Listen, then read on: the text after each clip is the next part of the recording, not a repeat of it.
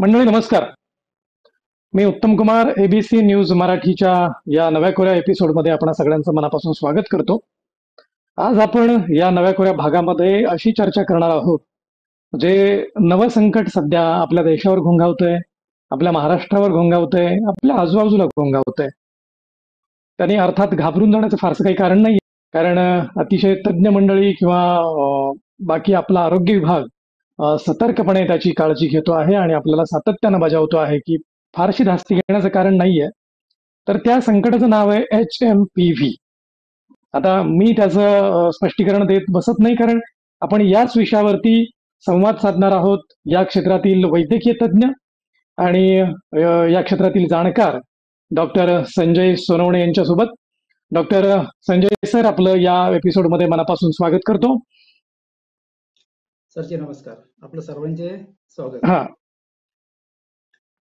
Doctor Sanjay Sonawane यांच्याबाबत सांगायचं झालं तर ते गेली अनेक वर्ष पूर्वीचा अहमदनगर जिल्हा आणि आताचा अहिल्यानगर जिल्हा या ठिकाणी आपली वैद्यकीय सेवा अत्यंत प्रामाणिकपणे आणि वेगवेगळ्या क्षेत्रात निभावत आहेत. त्यांचं सामाजिक कार्य देखील खूप मोठं आहे, त्यांचं सामाजिक अभ्यास देखील, सामाजिक निरीक्षण देखील खूप मोठं आहे.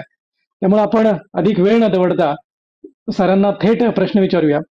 डॉक्टर संजय सर, HMPV आपल्याकडे आला, चीनमधून आला असं म्हटलं जातंय. कर्नाटकमध्ये 2 रुग्ण आढळले, त्यामुळे घाबरून गेली लोक. आणि अगदी नागपूरमध्ये मागच्या आठवड्यामध्ये एक 7 वर्षाच्या मुलाला आणि एक 14 वर्षाच्या मुलाला संशयित रुग्ण म्हणून त्यांच्याकडे पाहिलं जातंय. आपल्याला महाग धोका आहे. ऍक्च्युली काय झालं, HMPV हा जो व्हायरस आहे याचं नावच असं आहे की ह्युमन मेटानिमो व्हायरस. आता हा ऍक्च्युली पल्मोनरी सिस्टीमशी किंवा आपल्या ज्या श्वसन संस्थेशी निगडीत हा व्हायरस आहे. याचं ऍक्च्युली उत्पत्ती हे 200 ते 400 वर्षापूर्वी चिमणीद्वारे झाली होती, पण त्यामध्ये व्हायरसने बरेचसे त्याचे चेंजेस केले. आता हा विषाणू चिमण्यांना काही संसर्ग करत नाही, पण चिमणीतून हा माणसात आला असं मानलं जातंय किंवा अभ्यासांती सिद्ध झालंय. CDC अमेरिकेची जी centre for disease control and प्रिव्हेन्शनची संस्था आहे, यांच्या अहवालानुसार मानवाला ते 2001 मध्ये नेदरलँडमध्ये याची संशयित रुग्ण आढळला आणि तो कन्फर्म झाला. आता सध्या भीती अशी आहे की याचे सध्या सोशल मीडियामध्ये आपण जे काय बघतोय की चीनमध्ये अशी कोविड नंतर पुन्हा सुरुवात झाली आहे, की अशा याच्यामुळे जास्त लोकांमध्ये गैरसमज जास्त झाले आणि घाबरून जास्त गेले. कारण ऍक्च्युली हिची सुरुवात झाली ती चीनमधून, कोविडची जी सुरुवात झाली चीनमधून. यामध्ये काही छुपे काही डाव आहेत का हे काही समजत नाहीये लोकांना. ऍक्च्युली हा व्हायरस काही नवीन नाहीये आपल्यासाठी, हा व्हायरस जुनाच आहे. आपल्याकडे इम्युनिटी सिस्टीम चांगली आहे, आपल्याकडे शासकीय यंत्रणाही खूप चांगली आहे, त्यामुळे असं खूप काही घाबरण्यासारखं काहीच नाहीये. याची जी लक्षणं आहेत ऍक्च्युली सर्दी, ताप, खोकला जशी जनरल फ्लूची जी लक्षणं असतात तशीच याची लक्षणं आहेत. पण याच्यामध्ये बळी ठरतात ती लहान मुले आणि वयस्कर माणसं. कारण होतंय काय, वयस्कर माणसांमध्ये प्रतिकारशक्ती कमी असते आणि लहान मुलांमध्ये प्रतिकारशक्ती सुरुवातच असते, कारण त्यांना कुठल्याही प्रकारचा संसर्ग झालेला नसतो. त्यामुळे त्यांची प्रतिकारशक्ती कोरीच असते. थोडक्यात एकदम सोप्या भाषेत ठरायचं की त्यांना फाईट कसं करायचं हे माहित नसतं. आणि जे जवान मुलं आहेत किंवा ज्यांची इम्युनिटी चांगली आहे त्यांना या इन्फेक्शनने कधी ना कधी सर्दी, ताप, खोकला होऊनच गेलेला असतो. त्यांना प्रतिकार शक्ती वाढलेली असते, त्यांना संसर्गाची कसं लढायचं थोडक्यात त्याचं ज्ञान हे शरीराला आलेलं असतं. त्यामुळे आपल्याकडे अशी फारशी काही अशी भीती निर्माण होईल असंही वाटत नाही किंवा काही वाईट गोष्टी घडतील असंही वाटत नाही. परंतु हलगर्जीपणा नको, हलगर्जीपणा हा अंगलट येऊ शकतो. आता हा पसरतो असा की खोकताना, शिंकताना बाहेर जे तुषार पडतात, तुषारांचे जे कण पडतात त्यातून हा प्रसार होतो आणि इतरांनाही संसर्ग होतो. हात मिळवणे, भेट घेणे, एकमेकाशी स्पर्श केल्याने हा विषाणू पसरू शकतो. खोकला किंवा शिंकणाऱ्या ज्या पृष्ठभागावर जेव्हा तुषार पडतात, आपण तिथं जर स्पर्श केला किंवा नाकाडोळ्याला स्पर्श केला तरी हा संसर्ग होऊ शकतो. आता काळजी कशी घ्याल यामध्ये आपण जसं कोविडमध्ये सॅनिटायझर वापरलंय, मास्क वापरले, सॅनिटायझेशन वापरलं, त्याच्यानंतर एखादा जर रुग्ण आजारी असेल तर त्यापासून कमीत कमी 3 फुटाचं तरी कमीत कमी अंतर ठेवणं गरजेचं आहे, का जेणेकरून आपण त्याचा प्रसार थांबवू शकतो. सर्दी खोकला असेल तर आपण नक्कीच मास्क वापरायला पाहिजे आणि आराम करणं गरजेचं आहे. तर बऱ्याच वेळा काय होतं की साधारण फ्लूची लक्षणं कोविडची लक्षणं आणि HMPVची लक्षणे ही जवळजवळ सगळे सारखेच आहेत. कारण ही रेस्पिरेटरी ट्रॅक्टलाच इन्फेक्ट करणारे आहेत. त्याच्यामध्ये अप्पर रेस्पिरेटरी ट्रॅक्ट आणि लोअर रेस्पिरेटरी ट्रॅक्ट असे 2 इन्फेक्शन होऊ शकतात. अप्पर रेस्पिरेटरी ट्रॅक्टमध्ये सर्दी, खोकला, नाक गळणे असे प्रकार होतात. आता ही सर्वसामान्य लक्षणं सर्वसामान्य फ्लूचीच लक्षणं आहे किंवा आपण सर्वसाधारण सर्दी खोकल्याचीच लक्षणं आहे. हम्म. परंतु आपण त्याला डायग्नोज कसं करायचं? हाही एक मोठा प्रश्न आहे. पण ज्यावेळेस सर्दी, ताप, खोकला नॉर्मली येतो, 2-3 दिवसामध्ये तो त्रास कमी होऊन जातो. परंतु जर समजा हम्म. 2-3 दिवसानंतर ताप उतरतच नसेल, अस्वस्थ वाटत असेल, श्वास घेण्यास तकलीफ होत असेल, हम्म. तर याची चाचण्या करणं गरजेचं आहे. पहिल्यांदा रुटीनली ह्या चाचण्या होत नाही. कारण आपल्याकडे आता साथीचा आजार म्हणून याची संभावना आहे आणि साथीच्या आजाराची ज्यावेळेस संभावना असते त्यावेळेस ह्या चाचण्या रुटीनली करून घेणं गरजेचं असतंय. जसं आपण कोविडमध्ये स्वॅब टेस्ट केली तशीच याची टेस्ट करावी लागते. आणि आपल्याकडे जे एक भीतीचं वातावरण निर्माण झालंय की कोविड-19 जसं चीनमधून आला आणि हा आजाराचा उद्रेक चीनमध्येच झाला. त्यामुळे आपल्याकडे ते भीती आहे. तसं घाबरून जाण्याचं खूप काही असं काही वाटत नाही यामध्ये. लहान मुलांमध्ये निमोनिया सदृश्य दुखणं जाणवू शकतं. सर्दी, ताप, खोकला, निमोनिया आणि नंतर श्वास घेण्यास तकलीफ होऊ शकते. अशा रुग्णांना जर खूपच श्वास घेण्यास तकलीफ झाली तर हॉस्पिटलमध्ये ऍडमिट करणं, व्हेंटिलेटर, ऑक्सिजन वगैरे ह्या गोष्टी येऊ शकतात. ऍक्च्युअली करोडो लोकांमध्ये काही हजारो लोकांना लागण होणार आहे. हजारो लोकांमध्ये ज्यांची इम्युनिटी कमी आहे त्यांनाच फारसा त्रास होणार आहे. बाकीचे सर्वसामान्य लोकांना त्रास होईल असं काही वाटत नाही. पण सर आता नागपूरमध्ये लहान मुलांना सापडले 7 वर्षांचा एक मुलगा आणि 14 वर्षाचा मुलगा. पण लहान मुलांनाच जास्त तुम्ही म्हणालात की प्रतिकारक क्षमता कमी असल्यामुळं मग कोरोना सारखीच लक्षणं आहेत की याची जवळपास? जवळजवळ कोरोनासारखीच लक्षणं आहेत सर याची. व्हायरल असल्यामुळं याच्यामध्ये इन्फ्लॅमेशन येणार, रायनायटिस येणार, म्हणजे नाक गळणं, सर्दी, खोकला, ताप येणार आणि पुढे जर योग्य ट्रीटमेंट झाली तर ठीक आहे, नाही तर ब्रॉन्कायटिस, ब्रॉन्कोनिमोनिया आणि निमोनायटिस असे प्रकार घडतात. त्यामध्ये नंतर जर निमोनिया झाला तर श्वास घेण्यास तकलीफ होते, ऑक्सिजन लेवल कमी होऊ शकते. अशा वेगवेगळ्या गोष्टी डिपेंड्स अपॉन इम्युनिटी. त्याच्यामध्ये महत्वाचा फॅक्टर आहे सर इम्युनिटी. अगदी बरोबर सांगितलं तुम्ही. पण आता मग काळजी कोरोना सारखीच घ्यायची का? की फार काही काळजी नाही घेतली तरी चालण्यासारखं आहे, घाबरून जाण्याचं काही कारण नाहीये? काळजी घेणं गरजेचं आहे सर. ॲज अ डॉक्टर मी असं सांगेल, काळजी घ्या पण भीती बाळगू नका. कारण ओके, हलगर्जीपणा ओके. हा अंगलट येऊ शकतो. Precaution is better than cure. आजार झाल्यानंतर उपचार करत बसण्यापेक्षा आजार होऊच नये यासाठीच केव्हाही काळजी घेतलेली चांगलं आहे. याच्यासाठी काय करायचंय सर? बरोबर. सोप्या गोष्टी आहेत. सर्दी, खोकला, शिंका येत असतील, नाक येत असेल तर नाक गळत असेल तर रुमाल वापरायचा, मास्क वापरायचा. साबण, पाणी, अल्कोहोल सॅनिटायझरने आपले हात धुवायचे. ताप, सर्दी, खोकला, शिंका येत असेल तर सार्वजनिक ठिकाणापासून लांब राहा, लोकांपासून लांब राहा. भरपूर पाणी प्या, पौष्टिक अन्न खा, प्रोटीन डाएट ठेवा. संसर्ग कमी करण्यासाठी खेळते पुरेशी हवा ठेवा, म्हणजे व्हेंटिलेशन जास्त ठेवा, मोकळ्या हवेत फिरा आणि काय करायचं काय नाही ह्या पण गोष्टी महत्वाच्या आहेत. एकमेकाशी हस्तांदोलन करू नका, टिश्यू पेपर रुमालचा वापर करू नका, म्हणजे पुनर्वापर करू नका. आजारी लोकांशी संपर्क टाळा. नाकावर, तोंडावर स्पर्श करणे टाळा. सार्वजनिक ठिकाणी थुंकणे टाळा. सगळ्यात महत्वाचं आपल्याकडे सगळ्यात वाईट गोष्ट आहे की बोलण्यासारख्या गोष्टी नाही त्या पण सार्वजनिक ठिकाणी थुंकणं टाळायला पाहिजे आणि डॉक्टरांच्या सल्ल्याशिवाय औषधं घेणे टाळा. ज्या गोष्टी सांगायला लागू नये त्याच गोष्टी आपल्याकडे सांगायला लागतात. तेच सार्वजनिक ठिकाणी थुंकणे, गुटखा, तंबाखू या गोष्टी बंदच होणं गरजेचं आहे आणि सार्वजनिक ठिकाणी टाळणं गरजेचं आहे. आणि यातून संसर्ग होणार आहे. बरोबर. एखाद्याला जर इन्फेक्शन असेल आणि सार्वजनिक ठिकाणी जर थुंकताना ते शिंतोडे उडणार, खाली पडल्यानंतर कोणाच्या पायाला इजा असेल किंवा अंगावर उडलं तर तिथून ते इन्फेक्शन होऊ शकतं. डॉक्टर साहेब, मला एक शंका वारंवार येते की आता कसं म्हणजे कोविड-19 येऊन गेला, व्हायरस होता. आता परत HMPV आला. आणखी 6 महिन्यांनी किंवा 2 वर्षांनी आणखी काहीतरी वेगळा व्हायरस येईल. हे सातत्यानं सुरू राहणार आहे का? की याच्या मागे आणखी काही वेगळं गडबड आहे? गडबड म्हणजे थेट बोलायचं म्हणजे काही देशांचा प्लॅन किंवा काही देशांचं विनाकारण म्हणजे चीनमधून आलाय म्हणून शंका उपस्थित होण्याचं कारण आहे. तर असू शकतं सर, त्याचं काय होतं, जैविक आसरा म्हणून एक प्रकार आहे थोडक्यात, त्यातलं असू शकतं. नाही पण म्हणता येत नाही, निष्काळजीपणा पण करता येत नाही, आणि काळजी पण करून जास्त काही फायदा होणार नाहीये. आपण प्रिव्हेन्शन घेणंच खूप बेटर राहील यामध्ये. तर ह्या गोष्टी अशा सार्वजनिक प्लॅटफॉर्मवर बोलण्यासारख्या पण नाहीयेत. तरी खूप मोठं षड्यंत्र पण असू शकतं, आणि ते आपलं पण क्षेत्र नाहीये. आपण वैद्यकीय विषयावरच बोललेले केव्हा व्हायचं आपल्याला, नाही. कारण आता प्रत्येकाची इम्युनिटी कोरोनाच्या ही कोविड नंतर प्रत्येकाच्या इम्युनिटीमध्ये खूप काही बदल झालेत. खाण्यापिण्या बदलल्या, सगळ्या बदल गोष्टी झाला. बदलल्या, सगळ्या स्ट्रेस फॅक्टर बदललाय.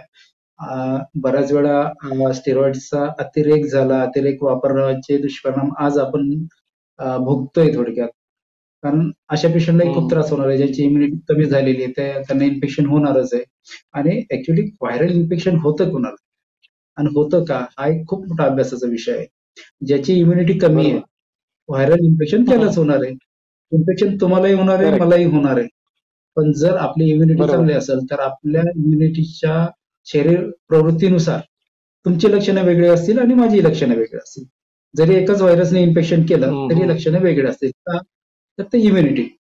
आता इम्युनिटी मोजण्यासाठी आज बरोबर. कुठलंही मापदंड नाही. आपण फक्त प्रिडिक्ट करू शकतो.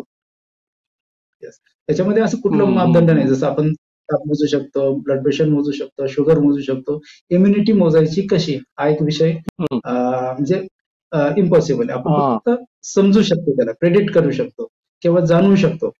की हा की समजायचं की आपली इम्युनिटी कमी झाली, एवढंच त्यात जाणण्याचं आहे. हा, इम्युनिटी कमी झालं त्याच्या आपण कसं पलीकडे काही इम्युनिटी ठरवणार, मोजण्यात. थकवा आहे ना. हा, इम्युनिटी आपण एक ढोबळ मनाने कसं ठरवणार, थकवा येणे, एखादा आजार झाल्यानंतर लवकर बरा न होणे, वारंवार आजारी पडणे, सर्दी होणे, खोकला येणे, हातपाय गळणे, ही झाली इम्युनिटी कमी असण्याची लक्षणं. तुमची जर इम्युनिटी स्ट्रॉंग असेल, तर तुम्हाला सहजासहजी कुठलाही आजार शिवत नाही.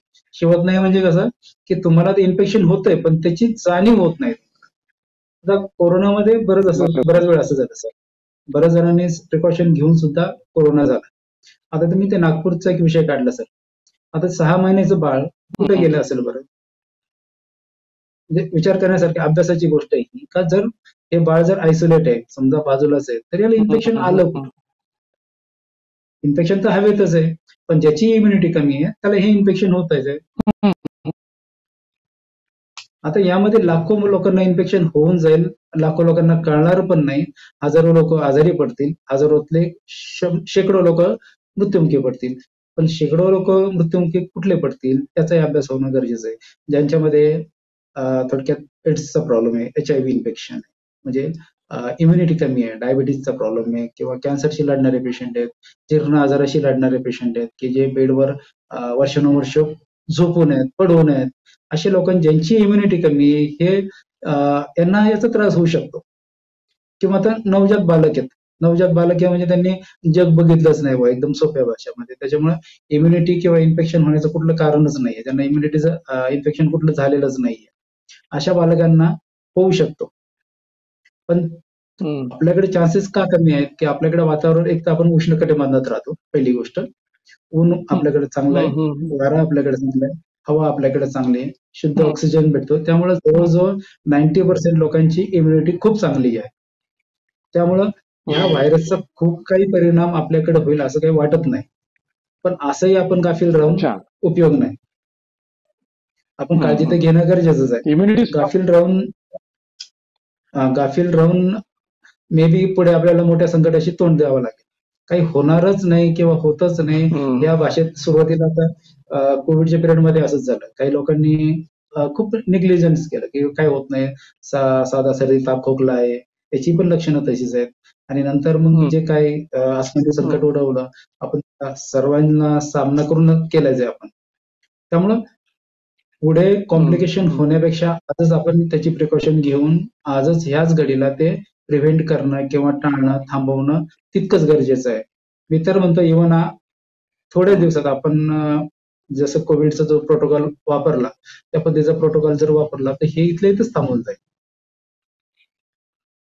अच्छा, गुड, बरोबर. आत्तापासूनच जर प्रोटोकॉल पाळण्याची सुरुवात केली तर ते जी येणार आहे संकट, किंवा असं वाटतंय संकट नसेल ते तुमच्या म्हणण्यानुसार, की आपण काळजी घेतली तर ते फार काही जाणवणार पण नाही, होऊनही जाईल आणि निघूनही जाईल. मध्यंतरी एक असाच व्हायरस येस येस. येऊन गेला, तसंच HMPV आलंय आणि निघूनही जाईल. हा, फक्त नक्कीच ती नक्कीच. आत्तापासूनच तशा सगळ्या प्रिकॉशन पाळणं गरजेचं आहे. तर माझ्या मनात हो. शंका येते, आणखी एक विचारावं वाटतं, की हे व्हायरस असे सातत्याने येत राहणार? म्हणजे आपण म्हटलो की जे यापुढचे एक काही लोक म्हणालेत पण की यापुढची सगळी युद्ध जवळपास आता जैविक अस्त्रांनुसार होतील. त्यामुळे चीनमधूनच निर्माण झालं की अशी जगाला पूर्ण शंका निर्माण होते, जगाच्या सगळ्यांकडनं, फक्त भारतालाच असं नाही. आणि हम्म, हम्म, हम्म. बऱ्याचशा वैद्यकीय वस्तूंचा आणि वैद्यकीय गोष्टींचा पुरवठादार चीन असल्यामुळं हं, ते आपल्या वस्तू आणि आपल्या गोष्टी हे करण्यासाठी करतोय की काय, अशी शंका नकळत कोरोनाच्या काळातही उपस्थित केली गेली, आताही पुन्हा ती उपस्थित होतीये. तसंही म्हणता येणार नाही सर. आता प्रत्येकाला कसं आहे, प्रत्येक जीव हा वाचण्यासाठी म्युटेट होत असतो. व्हायरस सुद्धा हा एक ओके. जीवच आहे. त्याचं अस्तित्व तर टिकवण्याचा हम्म, प्रयत्न करणारच. इव्हन म्हणजे कुठलाही व्हायरस असू द्या. हम्म, आपण आता कोरोनाचा हम्म, कोविडचा व्हायरस बघितला, H1N1 चाही व्हायरस बघितला. प्रत्येक वेळी तो म्युटेट होणार आहे. प्रत्येक वेळेस तो त्याचं अस्तित्व बरोबर. सिद्ध करण्यासाठी आणि टिकवण्यासाठी तो म्युटेट होणार आहे. जसं माणसाची उत्क्रांती झाली, हम्म, तशी ते व्हायरसची आणि इतर सजीवांची सुद्धा उत्क्रांती होतच राहणार आहे. त्यामुळे दरवेळेस येईलच बरोबर. असं नाही. आपल्याला कित्येक व्हायरस येतही असतील आणि जातही असतील. आपल्याला त्याचा त्रास होतोय म्हणून आपल्याला असं वाटतं की दरवेळेस नवीन येतो की, कारण आता ऍक्च्युली थंडीचे दिवस आणि पावसाळ्याचे दिवस हे व्हायरसच्या ग्रोथसाठी अगदी पोषक असतात. उन्हाळ्यामध्ये UV बरोबर. रेजमुळे बरोबर. बरेचसे व्हायरस हे डिस्ट्रक्ट होत असतात आणि काही हम्म, हम्म, म्युटेट पण होतात. काही त्यांच्या हायबरनेशन मध्ये प्रोसेस आहे. एक स्वतःभोवती एक कवच तयार करून घेतात. काही दिवस ते शांत पडून राहतात आणि ज्यावेळेस पोषक वातावरण निर्माण होईल त्यावेळेस ते पुन्हा त्याची उत्पत्ती चालू होऊन जाते. हम्म, हम्म. बरोबर. मग अगदी तुमचं म्हणणं आहे की तो सातत्याने म्युटेड किंवा नवीन नवीन त्याची व्हर्जन्स तयार होत जातील, त्यामुळे अ, तसा येणारच नाही असंही म्हणता येणार नाही आणि येईलच लागोपाठ असंही म्हणता येत नाही. हा, काही म्हणतात ना, पण बरोबर आहे. याचं जगभरामध्ये सध्या HMPVचं काय स्टेटस आहे, की आपल्या आशियाई खंडातच दिसतंय सध्या, काय स्थिती आहे एकूणच? सगळीकडे सर आहे, पण आपल्याकडे भीती याची निर्माण झाली आहे की मागं कोविड जसा चीनमधून आलाय, हाही चीनमधूनच लीक हम्म, झालाय असं सोशल मीडियावर वारं वाहत आहे. त्यामुळे लोकांच्या मनात एक भीती हम्म, निर्माण हम्म, झाली की कोविड सदृश परिस्थिती निर्माण होते काय? सगळ्यात महत्वाचं म्हणजे हम्म, हाच हम्म. सगळ्यात धोकेदायक प्रश्न आहे. कारण आता सध्या जरी तो व्हायरस आपल्याला वाटतोय की साधा सर्दी ताप खोकला किंवा आतापर्यंत कुठली डेथ झाली नाहीये किंवा आतापर्यंत कुठले कॉम्प्लिकेशन झाले नाहीये, म्हणून आपण असं वाटतं की हा व्हायरस जास्त धोकेदायक नसावा. परंतु हम्म, पुढच्या काही हम्म, हम्म. काळामध्ये जर त्यांनी म्युटेट केलं किंवा जर काही वेगळे कॉम्प्लिकेशन तयार केले तर लक्षातही येणार नाही. लक्षात येणार नाही. बरोबर, आणि बरोबर. तीच खबर हम्म, हम्म. लोकांना तीच जास्त भीती वाटते की परत पहिल्यासारखं लॉकडाऊन, प्रिकॉशन, आयसोलेशन ह्या गोष्टी घडतात का काय? आणि ह्या गोष्टी घडू नये म्हणूनच मी एक तुमच्या माध्यमातून सर्व डॉक्टरांच्या वतीने असं आवाहन की जसं आपण कोविडमध्ये कोविडशी लढा दिला, जसे आपण कोविडमध्ये जे एक प्रोटोकॉलचं पालन केलं, तसं यामध्ये जर पालन केलं तर खूप सोपं जाईल. हम्म, हम्म, हम्म. अगदी बरोबर सांगितलं सर तुम्ही. कारण होतंय काय की कोरोनासारखा किंवा HMPV या व्हायरसला लोक आता घाबरत नाहीत. कोरोनामध्ये जे 2-3 वर्ष ज्या लोकांनी भोगलं, त्याच्यामुळे अनेक संसार उद्ध्वस्त झाले, अनेकांच्या नोकऱ्या गेल्या, अनेकांचे व्यवसाय बंद पडले, सगळं अर्थचक्र बंद पडलं. अर्थचक्र खोळंबल्यामुळं माणसांच्या नसाच दाबल्या गेल्या आणि अनेक आयुष्य उद्ध्वस्त झाली. लोक त्याला घाबरतात नाही. आता पुन्हाही. HMPVला घाबरणार नाहीत. पण त्याच्या अनुषंगाने जर ही सगळी यंत्रणा राबली गेली, अशा सगळ्या गोष्टी घडल्या, तर मात्र पुन्हा मानवजातीला उभं राहणं अशक्य होऊन जाईल की काय, अशी भीती जरा जास्त पुढे डोकावतीये. आणि त्यामुळं या अनुषंगाने आपण चर्चा केली. अत्यंत व्यवस्थित आणि सुस्पष्ट असं निरीक्षण आपण मांडलं, विश्लेषण आपण केलं. ABC न्यूज मराठीतर्फे आपला मनापासून आपल्याला धन्यवाद देतो आणि आपण इथेच थांबूया. डॉक्टर संजय सोनवणे सर आपल्या या लाईव्ह चर्चेमध्ये सहभागी झाले होते. त्यांनी अतिशय व्यवस्थित या क्षेत्रातले जाणकार असल्यामुळे व्यवस्थित माहिती आपल्यापर्यंत पोहोचवली. त्यामुळे दर्शकांनाही मी हेच सांगेल की घाबरून जाण्याचं काहीच कारण नाहीये. पण घाबरून जाण्याचं कारण नाही, याचा अर्थ दुसरा असा निघतो, की थोडी अगदीच बेफिकीरपणे वागायचे असंही नाही. आपण काळजी घेतली पाहिजे, कारण जीव आपला आहे, समाज आपला आहे आणि समाज जर व्यवस्थित सुव्यवस्थित चालू ठेवायचा असेल तर आपल्या प्रत्येक कृतीमध्ये त्या कृतीमधून ते दिसलं पाहिजे. आपण रस्त्यावर कुठे थुंकता कामा नये. बाकी सगळ्या ज्या गोष्टी आहेत, आचार विचार आणि आपल्याकडून प्रसार होणार नाही कुठलाही, याची काळजी आपण घेतली पाहिजे. डॉक्टर साहेब, पुन्हा एकदा मनापासून धन्यवाद. आपण या भागामध्ये थांबूयात. थँक्यू. चालेल. आपले सर्वांचे धन्यवाद. एबीसी टीमचेही धन्यवाद. धन्यवाद. ABC हिंदी न्यूज, आज ही जुड़िए हर खबर के साथ।